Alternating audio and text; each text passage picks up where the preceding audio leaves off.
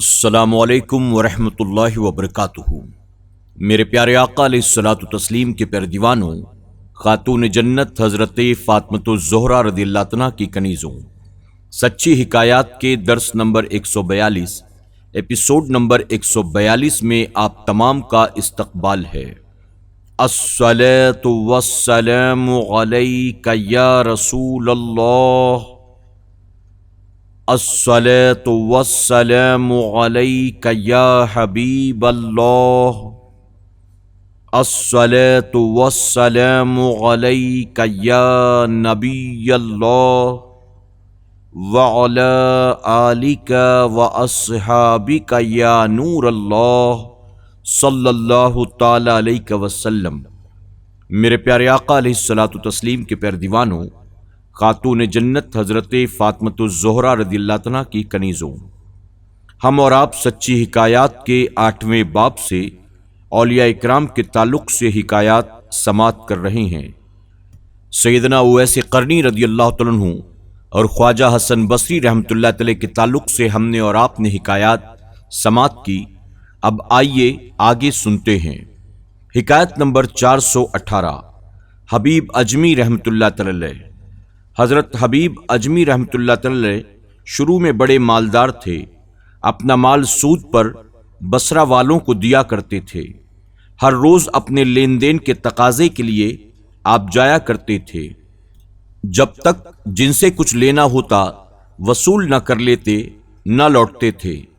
اگر دیکھتے کچھ وصول کرنے کو نہ ہوتا تو کہتے کہ اچھا میرے آنے کی مزدوری دو، اسی سے اپنا گزارا کرتے۔ ایک دن اپنے مال کی طلب کے لیے کسی کے گھر آپ تشریف لے گئے۔ وہ قرضدار گھر میں موجود نہیں تھا۔ اس کی بیوی نے کہا، میرا خاوند گھر پر نہیں ہے اور میرے پاس دینے کو کچھ بھی نہیں۔ ہاں، میں نے ایک بھیڑ ذبح کی تھی، اس کی سیری میرے پاس ہے، اگر چاہیں تو وہ لے جائیں۔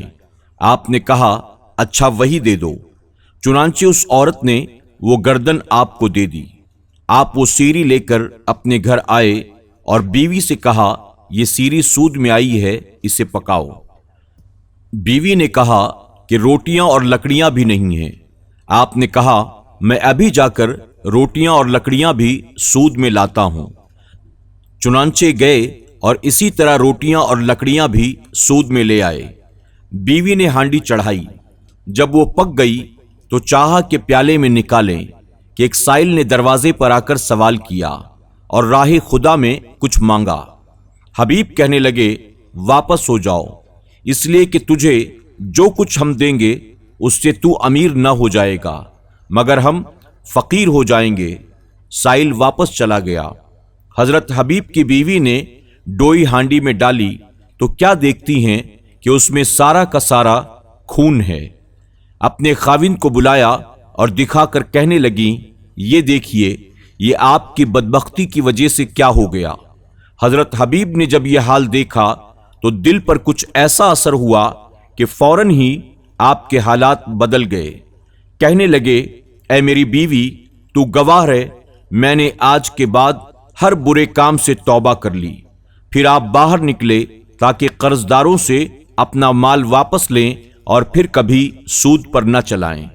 جمعہ کا دن تھا، راستے میں لڑکے کھیل رہے تھے۔ ان لڑکوں نے حضرت حبیب کو دیکھا تو آپس میں کہنے لگے، یہ دیکھو سود کھور آ رہا ہے، الگ ہو جاؤ، ایسا نہ ہو کہ اس کے پاؤں کی گرد ہم پر پڑ جائے اور ہم بھی اسی طرح بدبخت ہو جائیں۔ جب یہ آواز حضرت حبیب اجمی کے کانوں میں پڑی تو بہت رنجیدہ ہوئے اور سیدھے خواجہ حسن بصری رحمۃ اللہ علیہ کی مجلس میں پہنچ گئے۔ حضرت حسن بصری رحمۃ اللہ علیہ کے ہاتھوں پر آپ نے توبہ کی۔ آپ نے کچھ نصیحتیں فرمائیں۔ حضرت حبیب کی وہاں کایا پلٹ گئی۔ آپ وہاں سے اللہ کے محبوب بن کر نکلے۔ واپس آتے وقت ایک مقروض آپ کو دیکھ کر بھاگا۔ حضرت حبیب نے اسے آواز دی اور فرمایا، بھائی، اب تم مجھ سے نہ بھاگو، اب تو مجھے تم سے بھاگنا چاہیے۔ یہ کہا اور گھر کی طرف لوٹے۔ راستے میں وہی لڑکے پھر کھیلتے ہوئے نظر آئے۔ انہوں نے جب حضرت حبیب کو آتے دیکھا تو آپس میں کہنے لگے، الگ ہٹ جاؤ، حبیب توبہ کر کے آ رہے ہیں، اب تو ہماری گرد اگر ان پر پڑ گئی تو کہیں ایسا نہ ہو کہ ہم گناہگار ہو جائیں۔ حضرت حبیب یہ جملہ سن کر دل ہی دل میں کہنے لگے، اے رب غفور، عجب تیری رحمت ہے کہ اسی ایک روز میں نے تجھ سے صلح کی اور تو نے اس کا اثر اپنی مخلوق کے دل میں پہنچا دیا اور میری نیک نامی مشہور فرما دی۔ پھر آپ نے آواز دی، جس کسی کو حبیب کا کچھ دینا ہو وہ آئے اور اپنے دستاویز واپس لے جائے۔ یہ آواز سن کر سب مقروض جمع ہو گئے اور اپنا جو مال کہ جمع کیا تھا سب لوگوں میں بانٹ دیا، یہاں تک کہ آپ کے پاس کچھ بھی باقی نہ رہا۔ سبق: اللہ تعالیٰ کی رحمت بڑی وسیع ہے۔ گناہگار جب سچے دل سے توبہ کر لیتا ہے تو اس کی رحمت فوراً اسے اپنے آغوش میں لے لیتی ہے۔ یہ بھی پتہ چلا کہ اللہ پاک جس مقبول بندے سے محبت فرماتا ہے تو مخلوق کے دل میں اس کی محبت اور قبولیت پیدا فرما دیتا ہے، سب اسے چاہنے لگتے ہیں۔ مثلاً حضور غوث الاعظم رضی اللہ عنہ کی محبوبیت اور مقبولیت کا یہ عالم تھا کہ ہم نے غیر مسلموں کو بھی دیکھا جو حضور غوث اعظم کے ساتھ بڑی عقیدت رکھتے۔ پھر جو شخص ان اللہ والوں سے عقیدت نہ رکھے وہ کس قدر بد نصیب ہے۔ حکایت نمبر 419، رابعہ بصری۔ حضرت رابعہ بصری کے والد ماجد ایک غریب شخص تھے۔ ان کی 3 بیٹیاں اور بھی تھیں۔ ان کو رابعہ اس لیے کہتے ہیں کہ رابعہ کے معنی چوتھی عورت کے ہے۔ جس رات حضرت رابعہ بصری پیدا ہوئیں اس رات ان کے والد کے گھر میں خرچ کرنے کو کچھ نہ تھا۔ وہ اس فکر میں سو گئے کہ رات کو حضور اکرم صلی اللہ علیہ وسلم کی خواب میں زیارت ہوئی۔ حضور اکرم صلی اللہ علیہ وسلم نے فرمایا، تم غمگین نہ ہو، یہ لڑکی جو تمہارے یہاں پیدا ہوئی ہے بڑی برگزیدہ اور مقبول ہوگی۔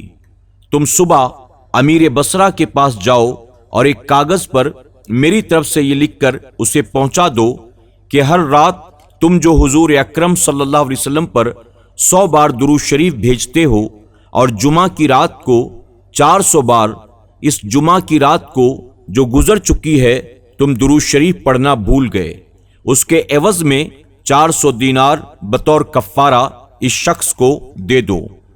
حضرت رابعہ کے والد جب بیدار ہوئے تو روتے ہوئے اٹھے اور ارشاد کے مطابق ایک عرضی تیار کی۔ امیر بصرہ کے پاس پہنچے، ایک دربان کے ہاتھ وہ عرضی اندر بھجوائی۔ امیر وہ عرضی دیکھ کر عالم وجد میں آ گیا اور حکم دیا، اس شکرانے میں حضور اکرم صلی اللہ علیہ وسلم نے مجھ کو یاد فرمایا ہے، اسی وقت 10,000 درہم فقیروں میں تقسیم کیے جائیں اور 400 درہم اس بزرگ شخص کو دیے جائیں جو یہ پیغام لایا ہے۔ اس کو کہا جائے کہ وہ اندر تشریف لائے تاکہ میں اس کی زیارت کروں۔ پھر ایک دم اٹھا اور کہا، مگر یہ خلاف ادب ہے کہ میں انہیں اندر بلاؤں، میں خود ان کی خدمت میں حاضر ہوتا ہوں، اس کی راہ کو اپنی داڑھی سے صاف کرتا ہوں۔ چنانچہ امیر بصرہ خود باہر آیا اور حضرت رابعہ بصری کے والد کے ہاتھ چومے، بڑی تعظیم کے ساتھ انہیں مسند شاہی پر بٹھایا اور عرض کیا، آئندہ جب بھی کسی طرح کی کوئی حاجت ہو خدارا مجھی سے خدمت لیا کیجیے۔ سبق: حضرت رابعہ بصری رحمۃ اللہ تعالی علیہ ایسی برگزیدہ اور مقبول حق ہیں کہ جن کی تعریف خود حضور اکرم صلی اللہ علیہ وسلم فرماتے ہیں۔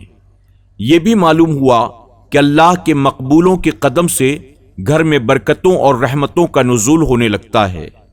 یہ بھی پتہ چلا کہ حضور اکرم صلی اللہ علیہ وسلم اپنی امت کے حالات سے آج بھی باخبر ہیں، آج بھی محتاجوں کی مدد فرماتے ہیں۔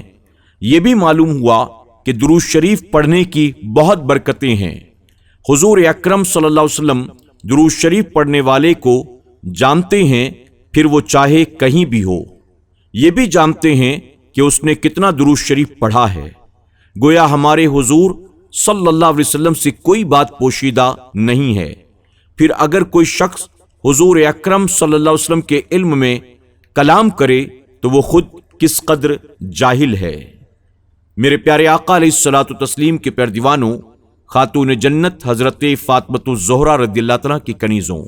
آج کے درس میں بس اتنا ہی، انشاءاللہ کل پھر ہماری اور آپ کی ملاقات ہوگی۔ السلام علیکم ورحمۃ اللہ وبرکاتہ۔ سچی حکایات کے تمام ایپیسوڈز کو سننے کے لیے یوٹیوب پر SDI آڈیو پر ضرور وزٹ کریں، سبسکرائب کریں، بیل آئیکن پر کلک کریں اور اپنے دوست احباب کے ساتھ ضرور SDI آڈیو کو شیئر کریں۔